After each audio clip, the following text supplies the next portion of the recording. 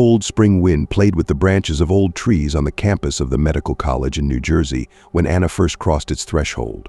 Cherry blossoms carpeted the pathways in pink, and each step reminded her of the beginning of a new life. The air was saturated with the scent of renewal, and as Anna breathed it in, she recalled her childhood overshadowed by a family tragedy.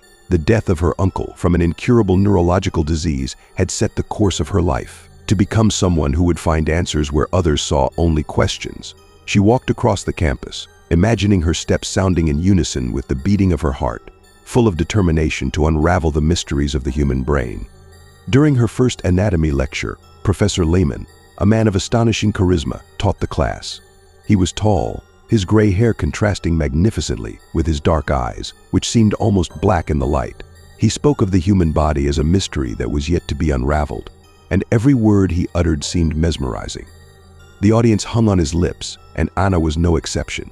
However, as the semester progressed, her initial admiration turned to anxiety.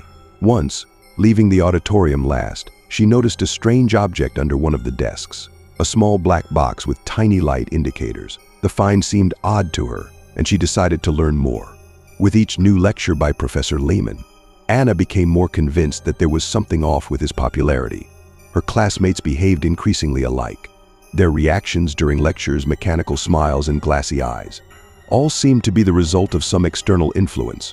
After spending several nights in the library studying scientific papers on neuromodulation, Anna concluded that the box under the desk could be a device for manipulating consciousness. This knowledge simultaneously frightened and intrigued her.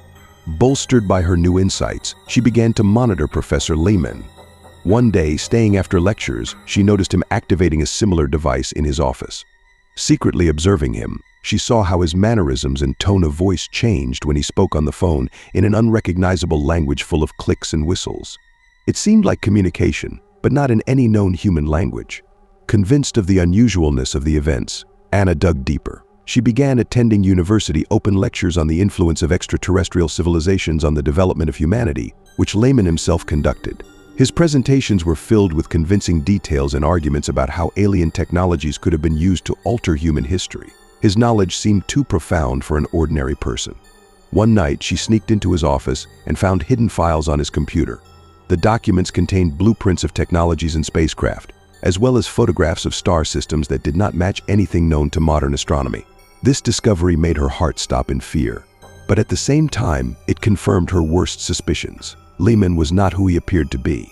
The weight of her knowledge about Professor Leman oppressed Anna. Her discovery could turn the entire world upside down, and she struggled with the fear of potential consequences.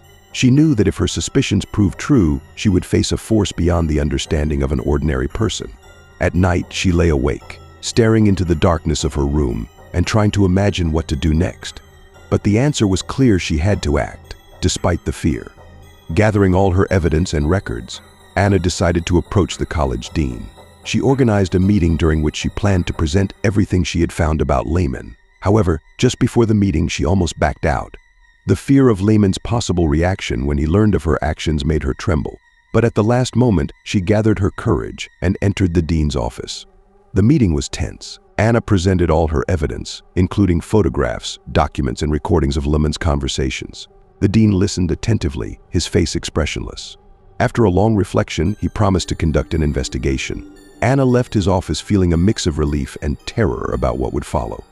A few days later, Leman approached Anna after a lecture. His usual calm was disturbed. His eyes showed rage. "I know what you've done." His voice was quiet but threatening. Anna felt a chill down her spine. He continued, "Do you think you're the first to try to stop me?" These words made her ponder the extent of his influence and how many others there might be like him.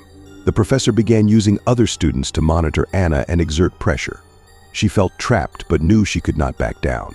One evening, as she was returning home, a group of students surrounded her. There was no life in their eyes, only blind obedience to Leman. Anna managed to escape, but she realized she needed to change something. After the incident with the attempted attack, Anna accelerated her efforts to expose Leman. She turned to local media and provided them with all the information she had gathered. The scandal erupted with incredible speed. Articles and news stories about the professor's strange methods and his possible connection to alien civilizations quickly spread. Leman disappeared. He left as suddenly as he had appeared several years ago. The university began an investigation, but no traces of his presence were found. The students who had been under his influence gradually returned to normal life, but many of them felt the effects of the manipulations. Anna felt a mix of victory and exhaustion. She knew Leman might return, or others might take his place. However, now she was ready. She continued her studies, preparing for new challenges and potential threats. But most of all, she wanted her story to serve as a lesson for everyone. Never ignore the truth, even if it seems incredible.